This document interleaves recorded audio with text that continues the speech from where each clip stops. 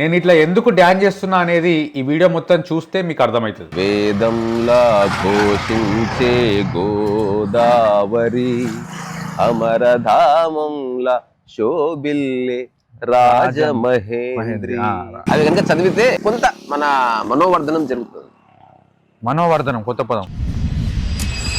రీసా అన్నతో వైజాగ్ ట్రిప్లో భాగంగా మేము హైదరాబాద్ నుంచి బయలుదేరిన రోజు వైజాగ్కి పోకుండా మధ్యలో నర్సాపురం అనే ఊరు దగ్గర కలగంపూడి అనే గ్రామంలో నైట్ స్టే చేసినాం అక్కడ. తర్వాత నెక్స్ట్ డే మార్నింగ్ అక్కడ ఆ కలగంపూడి అనే ఊరి దగ్గర గోదావరి నది ఉన్నది, బ్రిడ్జ్ ఉన్నది, సన్ రైజ్ బాగుంటుంది చూద్దాం పదండి అని తీసుకెళ్తే వాళ్ళతో పాటు వెళ్ళినాము. కానీ నాకు తెలియదు మనం ఎక్కడికి పోతున్నామని అడిగితే నర్సాపురం దగ్గర ఒక ఊరికి పోతున్నామని చెప్పేసరికి ఆ నర్సాపురం ఒక్కటే గుర్తుపెట్టుకొని నేను వీడియోలో చాలాసార్లు నర్సాపురం అనే పదం వాడినా, కానీ అది కలగంపూడి దగ్గర ఉన్న దిండి రిసార్ట్ దగ్గర ఉన్న గోదావరి నది ఆ బ్రిడ్జ్కి సంబంధించిన వీడియో ఇది. సో చూసి ఎంజాయ్ చేయండి, వీలైతే ఏమైనా నేర్చుకోండి. వచ్చేసినాం నర్సాపురంలో గోదావరిని చూడడానికి పొద్దున 6 గంటలకి రెడీ అయ్యి వచ్చేసినాం. రావడమే ఈ పడవ దర్శనం ఇచ్చింది. సో ఇక్కడ నుంచి ఇటు తిప్పితే ఈ బ్రిడ్జ్ కింద నుంచి అది గోదావరి. సూర్యోదయం చూద్దామని వస్తే చంద్రుడు కనబడుతుంది ఫస్ట్ నిండుగా. ఓకే, ఇది కూడా ఇప్పుడే లేచింది. ఇటు కూడా మన కార్ నెంబర్ లాగా APK WS 067 కాదు, వీళ్ళేదంట ఓన్. ఈ ల్యాండ్ ఒకతను కొని సంగీతులకి వాటికి రెంట్కి ఇస్తారట, ఫంక్షన్స్కి ఏదైనా. అక్కడ కనిపించేదా దిండి రిసార్ట్స్ అంటే? అదేనా? అంటే మన కెమెరా కంటికి ఏం కనబడతలేదు ఆబ్వియస్లీ దీని క్వాలిటీకి. ఇది దిండి రిసార్ట్స్, దిండి అనే ఊరిలో కట్టిన రిసార్ట్స్ అంతే కదా. దిండి రిసార్ట్స్ అంటే అది పేరు అనుకుంటాం మేము, మాకు తెలియదు కాబట్టి. ఎందుకంటే మేము హైదరాబాద్లో తక్కువ అజ్ఞానంలో ఎక్కువ బతుకుతుంటాం. బోటు, హౌస్ బోట్ కూడా ఉన్నదా? హౌస్ బోట్ పైన మన కేరళలో ఉన్నట్టు. నీ ఫోన్ ఎట్లా కనబడుతుంది? నీ ఫోన్లో చూపిస్తావు ఒక నిమిషం. ఇది హౌస్ బోట్. నా ఫోన్లో క్లారిటీ లేదు, అందుకే దీంట్లో చూపిస్తున్నా. వాళ్ళు ఎట్లా పురాతన ఫోన్లో వాడితే ఎట్లుంటుంది. ఇది యాంటిక్ పీస్, కొన్ని రోజుల్లో మ్యూజియంలో పెడతారు. ఇది టికెట్ పెట్టుకొని వచ్చి చూడాలి నా ఫోన్ని. ఇప్పుడే ఒక బోట్ వచ్చింది, బోట్ రాలే, పోతుంది. భాష ఇంకెప్పుడు వస్తుందో. అటునుంచి ఇక్కడికి వస్తే వచ్చింది అంటారు, అటునుంచి అట్నే వెళ్ళిపోతే పోతుంది అంటారు. అది ఆల్మోస్ట్ నీళ్ళలో ఉన్నట్టు ఉంది కదా, వాటర్ లెవెల్కి ఉన్నది. అయ్యా డేంజర్ ఉన్నది అది. సో అట్లా ఆ గోదావరి ఒడ్డుకి కొంతసేపు టైం స్పెండ్ చేసి తర్వాత కొన్ని ఫోటోలు దిగి ఆ తర్వాత అక్కడ నుంచి బయలుదేరి ఆ వెనకాల కనిపిస్తున్న బ్రిడ్జ్ మీదకి పోయి అక్కడ నుంచి చూద్దామని అక్కడికి ప్రయాణం మొదలైంది మాది.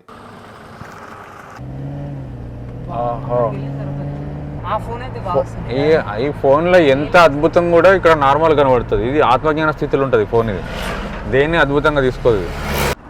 సో నర్సాపురంలో సన్ రైజ్ చూడాలంటే ఇక్కడ సన్ రైజ్ కనబడుతుంది చూడండి, ఎంత బాగుంది అని నేను చూసి కళ్ళతో చూసి, అంటే మీరు ఈ వీడియోలో చూసి ఏముంది అక్కడ మన కంటికి కనిపించేది ఫోన్లో అంత కనిపించదు. నాకు ఒకటి అర్థమైంది. అటుపక్క ఈస్ట్ గోదావరి, ఇటుపక్క వెస్ట్ గోదావరి. ఓ అవునా? ఈ రెండింటిని కలిపి బ్రిడ్జ్ అంటే ఇది. ఓ అంటే ఇటు అటు నర్సాపురం, ఇటు దిండి అన్నారు, దిండి రిసార్ట్. సో ఎక్కడెక్కడ ఒక పక్క చూస్తే ప్రపంచంలో ఆకలి కరువులు, ఇక్కడ ఎటు చూసినా రొయ్యల చెరువులు, ఆకలి కరువులు, రొయ్యల చెరువులు. సో ఎక్కడైతే నది నీళ్లు పుష్కలంగా ఉంటాయో అక్కడ ఆర్ట్ కానీ, మైండ్స్ కానీ, ప్రకృతి కానీ, ఆ తర్వాత ఆధ్యాత్మికత కానీ పరిడి వెళ్తుంది అనమాట. అట్లాగే దేవాలయాలు కానీ. సో వాటర్ కి జీవానికి ఒక అవినాభావ సంబంధం. అవును, ఎగ్జాక్ట్లీ. ఎందుకంటే వాటర్ లోనే ఉడుతుంది కదా జీవం. గోదావరి నదికి చాలా పెద్ద చరిత్ర ఉంది. ఓకే, గంగా, సింధు నదుల తర్వాత అత్యంత పొడవైన నదిగా దీనికి పేరు. దాదాపు 1456 కిలోమీటర్లు ఇది స్ట్రెచ్ ఉంది. ఓహో, 1456 కిలోమీటర్లు. అది మహారాష్ట్రలో కదా స్టార్ట్ అయింది. మహారాష్ట్ర నాసిక్ దగ్గర. ఇక్కడ తర్వాత బంగాళాఖాతంలో ఇది పోయి ముగుస్తుంది అన్నమాట. సో అంత పెద్ద బెల్ట్ ఇది. ఇక్కడ చాలా గొప్ప గొప్ప వాళ్ళు జన్మ తీసుకున్నారు. అంటే మనకి సినిమా ఇండస్ట్రీకి కూడా గోదావరి నుంచి వస్తారు ఎక్కువ మంది. అవును, తెలంగాణలో ఇప్పుడు ఇండస్ట్రీ ఎస్టాబ్లిష్ అవుతుంది. చాలా సమృద్ధి అయినటువంటి ప్రాంతం కాబట్టి ఇక్కడ తిండికి అట్లాంటి వాటికి ఏ లోటు ఉండదు కాబట్టి నాటకం చాలా పరిడవిలింది. ఇప్పుడు తనికెళ్ళ బర్ని కానీ, లేకపోతే ఎల్బి శ్రీరామ్ కానీ,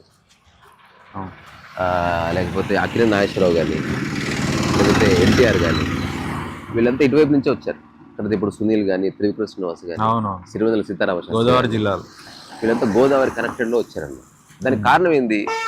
ఇప్పుడు నువ్వు రాళ్ళు దిబ్బలు పెంట కుప్పలు చూసావు అనుకో, నీరు ఒకమైన అలజడి వస్తుంది. నువ్వు నీళ్లు చూసినప్పుడు యూ బికమ్ క్రియేటివ్. అదొక రీజన్. ఇంకొకటి అంటే రాయి అన్నట్టు ఇందాక నీళ్ళు అంటే జీవం అన్నప్పుడు, ఇప్పుడు ఈ చుట్టుపక్కల వాళ్ళకి పంటలు పొలాలు అంటే సమృద్ధి ఉన్నప్పుడు వాళ్ళకి నెక్స్ట్ ఏం చేయాలో లైఫ్ లో అనేది మీద ఫోకస్ ఉంటుంది. సర్వైవల్ లో లేరు వాళ్ళు. సర్వైవల్ అనేది వాళ్ళకు ఎస్టాబ్లిష్ అయి ఉన్నది అనుకో. అంటే అందరికి డబ్బులు ఉంటాయని కాదు, కానీ ఈ ఏరియాకి నేను చెప్పేది సర్వైవల్ అనేది ఉన్నప్పుడు నెక్స్ట్ క్రియేటివ్ ఆలోచనలు అంతే కదా. అంటే తినడానికి తిండి ఉన్న తర్వాత ఏదైనా ఒక పెయింటింగ్ వేయగలిగేది, పాట రాసేది. ఒకవేళ తిండి లేదనుకో దాంట్లోనే ఉంటాం, సాహిత్యం పుడుతుంది. ఎగ్జాక్ట్లీ, మనం దాంట్లో ఉంటాం. ఆ క్రియేటివిటీ అంటే దానికి పనికి వస్తుంది. ఇక్కడ కూడా విప్లవ సాహిత్యం పుట్టిన more of romance and creativity ఇక్కడ పుట్టింది. సో ఈ ప్రాంతాన్ని మౌర్యులు, రెడ్డి రాజులు, కాకతీయులు ఇట్లాంటి వాళ్ళంతా పరిపాలించినట్టు మనకు చరిత్ర చెప్తుంది. ఇవి నాకు తెలిసి దామిల రామారావు మన భారతదేశంలో మొట్టమొదట చాలా పెద్ద ఆర్టిస్ట్గా పేరు పొందిన ఒక వ్యక్తి ఆయన. ఇది ఆల్సో ఫ్రమ్ గోదావరి బెల్ట్. అందుకని water plays a significant role in the human evolution. అంటే ఒకవేళ మనకు నిజంగా తినడానికే తినలేదనుకో, మనం క్రియేటివ్గా ఉండే అవకాశం లేదు. వాడి దృష్టి ఎప్పుడు, వాడి హోల్ అటెన్షన్ మధ్యాహ్నం భోజనం ఇట్లా అని ఆలోచిస్తాం. ఇక్కడ సరిపోయినంత ఆహారం ఉంది, మంచి ప్రకృతి ఉంది, ప్లెజెంట్ వెదర్ ఉంది, పుష్కలంగా వాటర్ ఉంది, ఎప్పుడు సజీవంగా ఉన్న చేపలు, గాలికి ఊగే కొబ్బరి చెట్లు, ఎవరిలోనూ ప్రాబ్లమ్స్ లేవు. సరే సైకలాజికల్ ప్రాబ్లమ్స్ అంటావా, అది స్వర్గంలో ఉన్నది కూడా ఉంటుంది, వేరే సంగతి. బట్ జనరల్ గా ఆలోచిస్తే అందరు ఎకనామికల్ గా ఫైనాన్షియల్ గా ఫిట్ ఉన్నారని కాదు, కానీ ఇక్కడ ఉన్న వాళ్ళకి అట్లీస్ట్ పని అన్న దొరుకుతుంది. ఫైనాన్షియల్ ఫిట్ లేని వాళ్ళకి పని దొరుకుతుంది. ఎందుకంటే ఫిట్ ఉన్న వాళ్ళు ఉన్నారు కాబట్టి వాళ్ళకి సంబంధించిన ఫ్యాక్టరీయో ఇంకో చేపల చెరువు ఏదో ఒకటి ఉంటుంది కాబట్టి ఆ పని ఉంటుంది. సో అంటే ఒక రకంగా సర్వైవల్ అనేది దానికి కష్టం ఉండదు బేసికల్ గా. అంటే పర్యాటకం కూడా ఇక్కడ పర్యటన వెళ్ళడానికి కారణం ఏంటంటే బికాస్ ఆఫ్ వాటరే. రాజమండ్రి అనుకో, నేను సినిమాలు యాక్ట్ చేసినప్పుడు అక్కడ రాజమండ్రికి వెళ్ళాము. అక్కడ పాపికొండలు, మీ సినిమా గోపిక గోదావరిలో, ఇంకా చూద్దాం, పట్టిసీమ, ద్రాక్షారామం, మహానందేశ్వరాలయం, ఇలాంటివన్నీ అంతా గోదావరి. స్ట్రేంజ్ థింగ్, మనకు హైదరాబాద్ లో భయంకరంగా చలి పెడుతుంది, ఇక్కడ అంతా చలి అనిపిస్తలేదు నాకు. అంటే వాటర్ ఉన్న చోట తేమ ఉంటుంది, తేమ ఉంటుంది కాబట్టి మీకు చలి ఉండే అవకాశం లేదు, హ్యూమిడిటీ వస్తుంది. అంటే ఎక్కడ ఎక్కువ వాటర్ ఉంటుందో అక్కడ తేమ ఉన్న కారణంగా నీకు చలి ఎక్కువగా అనిపించదు. ఒకవేళ చలి ఉండొచ్చు ప్రాబబ్లీ, ప్రస్తుతం అయితే అనిపిస్తలేదు. నాకు అంత అనిపిస్తలేదు, అంటే అక్కడ నాకు అనిపిస్తలేదు. బేసిక్ గా ప్రకృతి విచిత్రమైనది, అట్ ద సేమ్ టైం అద్భుతమైనది. అదేమన్నా ఒక పాట ఉంటుంది, వేదంలా ఘోషించే గోదావరి అమరధామంలా శోభిల్లే రాజమహేంద్రి, శతాబ్దాల చరిత గల సుందర నగరం, శతాబ్దాల చరిత గల సుందర నగరం, గత వైభవ కీర్తులతో కమ్మని కావ్యం, వేదంలా ఘోషించి గోదావరి అమరధామంలా శోభిల్లే రాజమహేంద్రి, కళ్యాణి గిరిజాస్పదాయ దదతో అని చిన్న శ్లోకం. అంత ఎట్లా గుర్తుందన్న? అంటే ఆ పాట ఉందని తెలిసినా కానీ మీకు ఆ పదాలన్నీ గుర్తున్నాయి. ఊరికే నిజంగా పాడుకున్న పాటలు కాబట్టి పర్పస్లెస్ గా ఏదైనా గుర్తుంటానికి కారణం అసాధారణమైన మెమరీ అని ఉండాలి, లేకపోతే రిపీటేషన్ గా వినగలిగే శక్తి అని ఉండాలి. ఈ రెండే ఆధారం. కలర్ మారింది ఈ ఒక్క ఏరియా. అవును, అదంతా ఒక కలర్ ఉంది, ఆ వాటర్ ఆ కలర్. అయితే ఇప్పుడు మీకు ఇప్పుడు ఈ సాహిత్యం సంబంధించినంత మీరు ఎంతో కొంత చదివి ఉండడం వల్లనే మీకు ఇప్పుడు వస్తుంది. అదర్వైజ్ ఎట్లా తెలుస్తుంది? అదే అంటే నేను అన్నది, మనిషి సృష్టించింది, మనిషి రాసింది, మనిషి క్రోడీకరించింది, మనిషి చదివి ఆ మనిషి తిరిగి ఎక్కడో చెప్తున్నాడు, అంతే. అదర్వైజ్ ఎట్లా తెలుస్తుంది? అంతే. అంటే నేను ఇప్పుడు నీకు విషయం తెలుసా, the man from the earth అని ఒక సినిమా ఉంటుంది, చూసావు ఎప్పుడన్నా? విన్నా, మీ దగ్గర. One of the greatest movies. అంటే మొత్తం ఒక రూమ్ లో షూట్ చేయబడి ఉంటుంది. అందులో ఆ హీరో క్యారెక్టర్ వదిలేసి వెళ్ళిపోతా ఉంటాడు. వదిలేసి వెళ్ళిపోతూ ఉంటే అతను ప్రొఫెసర్. సో అందరు ప్రొఫెసర్స్ సెండ్ ఆఫ్ వేయడానికి వస్తారు. వచ్చినప్పుడు అడుగుతారు అనమాట, ఏమైంది కారణం, ఎందుకు వదిలేసిపోతున్నావు, యూనివర్సిటీలో ఉన్న ప్రాబ్లమ్సా, లేకపోతే మన ప్రొఫెసర్స్ ఏమన్నా నేను ఇబ్బంది పెట్టారా, ఇట్లా అడుగుతున్నప్పుడు ఎందుకులేండి ఇప్పుడు ఎందుకు డిస్కషన్ అంటాడు. చెప్పు అంటే అప్పుడు హఠాత్తుగా ఒకసారి చెప్తారనమాట. ఒకసారి సముద్రంలో నేను కొలంబస్ ప్రయాణం చేస్తున్నప్పుడు కొలంబస్ అనేవాడు ఇట్లా పోతూ అంటే భూమి బల్లపరుపుగా ఉందని అనుకునేవాళ్ళం మేము ఇద్దరం. క్యాజువల్ చెప్తున్నా ఇట్లా భూమి బల్లపరుపుగా ఉంది అనుకునేవాళ్ళం. ఇప్పుడు బల్లపరుపు ఉన్నట్టు తెలుస్తుంది కదా, చాపపరిచినట్టు. కొలంబస్ సముద్రంలో పోతూ పోతూ సార్ నాతో అన్నాడు, అట్లా పోతూ పోతూ పోతూ పోతూ పోతూ ఉండగా ఎక్కడన్నా సముద్రం ఎండ్ అయిపోయి అట్లా పడిపోతామేమో అన్నాడు అని చెప్పి వెళ్ళిపోతే అక్కడ ఉన్న ఒక ప్రొఫెసర్ అంటాడు, ఇప్పుడు మనం విన్నది ఒక హిస్టరీయా లేకపోతే ఒక జోకా? ఎందుకంటే కొలంబస్ సముద్ర ప్రయాణం చేసింది కరెక్టే, కానీ ఇతను నేను కొలంబస్ అని చెప్తున్నాడు. అది ఎప్పుడో గతించిన గతం కదా. అట్లా స్టార్ట్ అవుతుంది సినిమా. ఆ సినిమా కాంటెక్స్ట్ ఏంది, 14,000 సంవత్సరాల నుంచి నేను తూర్పు నుంచి ప్రయాణం చేస్తూ వస్తున్నా. నా తోటి వాళ్ళందరూ చచ్చిపోయారు, కానీ నాకు 40 ఏళ్ల వయసు రాగానే నా యొక్క వయసు పెరగడం ఆగిపోయింది. ఇప్పుడు నేను ఎక్కడి నుంచి ఎందుకు వెళ్ళిపోతున్నా అంటే, ఒక 10 ఏళ్ల క్రితం ఈ ఊరు వచ్చాను. అప్పుడు అందరూ మీరు కొంచెం ఎంగున్నారు. ఈ మధ్య అందరూ అంటున్నారు మేమంతా ముసలిగా అయిపోతున్నాం, నువ్వు అట్లే ఉన్నావు, మేమంతా ముసలి. అట్లా ఎప్పుడైతే ఎక్కువ మంది అంటారో నేను ఆ ఊరు వదిలేసి ఇంకోరు వెళ్ళిపోతాను. అందులో ఒక చిన్న డైలాగ్ ఉంటుంది ఊరికి చెప్పడానికి, ఇదంతా చెప్పా. అదేమిట్రా అంటే, ఒక ఆది మానవుడు ఎవడైతుంటాడో వాడు నిజంగా జర్నీ చేస్తున్నాడు ఒక 14,000 సంవత్సరాల నుంచి. కానీ ఆది మానవుడి కంటే ఈ జనరేషన్ లో పుట్టిన ఒక సైంటిస్ట్ కి వాడి గురించి ఎక్కువ తెలుసు. వాడి రీసెర్చ్ కి ఆధారం ఆది మానవుడే, కానీ ఆది మానవుడి దగ్గర ఇన్ఫర్మేషన్ లేదు.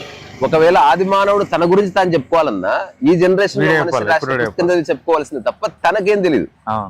అట్లా మనిషి ఏం చెప్పినా అంతకుముందు వేరే మనిషి రాసిన ఇన్ఫర్మేషన్ ఆధారం చేసుకొని చెప్పడానికి మీరు ఇప్పటిదాకా సరే ఇప్పటిదాకా మీరు చెప్పింది అర్థమైంది. ఆది మానవుని గురించి చెప్పాలన్నా ప్రజెంట్ మానవుడే చెప్పాలి, ఎందుకంటే హిస్టరీ అంతా వాడికి ఆసక్తి ఉంది. ఆది మానవుడికి ఆది మానవుడికి తెలియదు. ఒక కుక్క గురించి కుక్కకు తెలియదు, ఆ కుక్కలో ఎన్ని జాతులు ఉన్నాయో మనిషి రాస్తాడు. కానీ అది తెలుసుకుని మీరు ఆ చదివి తెలుసుకోవడం వల్ల ఇప్పుడు ఇక్కడ నిల్చోగానే ఆశుగా ఇంతమంది పేర్లు అని చెప్పగలిగారు. కానీ ఇప్పుడు మేమున్న జనరేషన్, ఇప్పుడు మా అందరూ వీళ్ళందరూ హైదరాబాద్లో బతుకుతున్నా మేమందరికి ఏమవుతుంది అంటే అంత తెలియదు. గోదావరికి పోతే ఏముంటుంది, గోదావరి ఉంటుంది, బాగుంటుంది, బ్యూటిఫుల్ ఉంటుంది. అంటే అంతవరకు ఇది దాటి ఇప్పుడు మీరు చెప్పిన పేర్ల లిస్ట్ కానీ కావ్యాల పేర్లు కానీ అంటే ఇక్కడ ఇంత జరిగింది అనేది అంటే ఆ ఇంట్రెస్ట్ ఉన్న వాళ్ళకే ఆబ్వియస్లీ అది తెలిసి ఉంటుంది.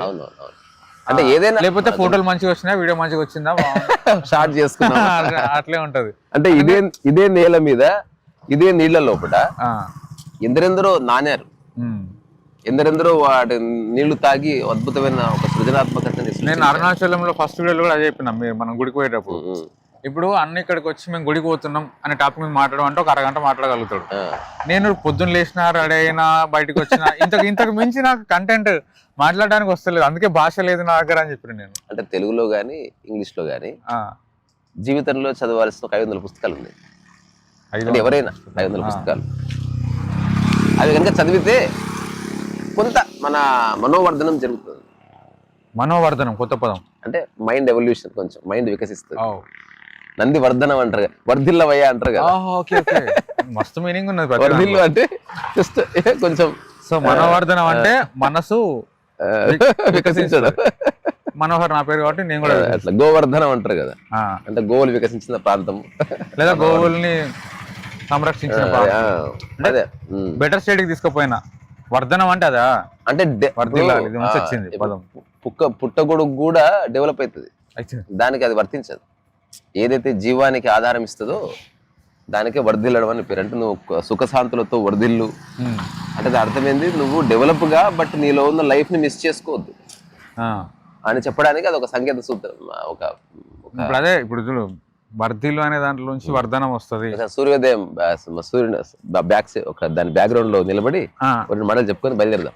బ్యాక్గ్రౌండ్ నిలబడితే ఫేస్ రాదనే పర్వాలేదు. అంటే వర్ధనము వర్ధిల్లాలి అనే టాపిక్ మీద మీరు ఇంత ఎలాబరేషన్ ఇచ్చారు కదా. అంటే బాగుండు అంటాం కదా, బాగుంటాం వేరే. వర్ధిల్లు అన్నప్పుడు నీలో ఉన్న జీవాన్ని చంపుకోకుండా దాన్ని కాపాడుకుంటూ దాని యొక్క నువ్వు పైన ఎంత ఎవాల్వ్ అయినాగా అంతర్గతంగా నీ యొక్క రూట్ ని మర్చిపోకు. దాని మీనింగ్ అంతే కదా. పిల్లా పాపలతో వర్ధిల్లు అంటే పిల్లా పాపల్ని కను, కానీ నువ్వు బాధపడకు. నువ్వు ఈ సంసారం చట్టంలో ఇరుక్కోకు. నువ్వు లిబరేట్ అయ్యి ఎదుటి వ్యక్తిని లిబరేట్ చేయి, కానీ నువ్వు ఇరుక్కొని ఇంకోటి ఇరికి.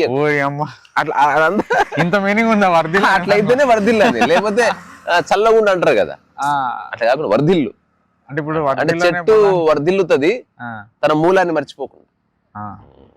ఇదే మూలాన్ని మర్చిపోకుండా డెవలప్ అయితే దాన్ని వర్ధిల్లడం. అంతే అంతే కదా. అంటే నువ్వు ఎంత ఎదిగినా అమ్మ దగ్గరకు వచ్చినప్పుడు అంతా మర్చిపోతే అమ్మ సమక్షంలో హాయిగా ఒక కామన్ మ్యాన్ గా కూర్చోగలిగితే that is true growth. Development అనేదేమో వెరీ సూపర్ఫిషియల్, కోర్ దెబ్బతింటది. Development is different, growth growth is different. Growth అనేది మూలం దెబ్బతినకూడదు. ఇప్పుడు ఈ గోదావరి, ఈ నీళ్లు, ఈ కొబ్బరి చెట్లు తీసేసి ఎంత డెవలప్ అయినా గోదావరి డిసప్పేర్ అయిపోయినట్టు. గోదావరిగా ఉంటూ మిగతా దానికి ఆలంబనగా ఏమైనా ఓకే, అంటే మూలం పోకూడదు. అద్భుతం. కానీ ఇందులో నీకు ఇట్లా వేడి ఇది కనబడుతుందా? కనిపిస్తుంది. ఇంతకుముందు వేరే కలర్ ఇక్కడ ఒకసారి చూపించినాను, ఇక్కడ రంగు వేరింది, అదే అక్కడ రంగు వేరే ఉంది. ఏదో మట్టి ఏదో కలిసింది అందులో. ఇక్కడ ఈ ఏరియాలో కలర్ వేరే ఉంది. అరే ఇట్లా తీసినావు ఆ ఫోటోలు, మస్తు వచ్చినాయి. ఇవి స్టిల్స్ ఇచ్చినాయి కాదు కదా, అందుకే బాగుంటాయి. తిప్పు అద్భుతమైన ఫోటోలు తీసిండు మనోడు. షేర్ చేయి మాకు మైక్. మనం మాట్లాడుతూ ఉంటే టకటగా కొట్టిండు అన్ని డిస్కషన్లో.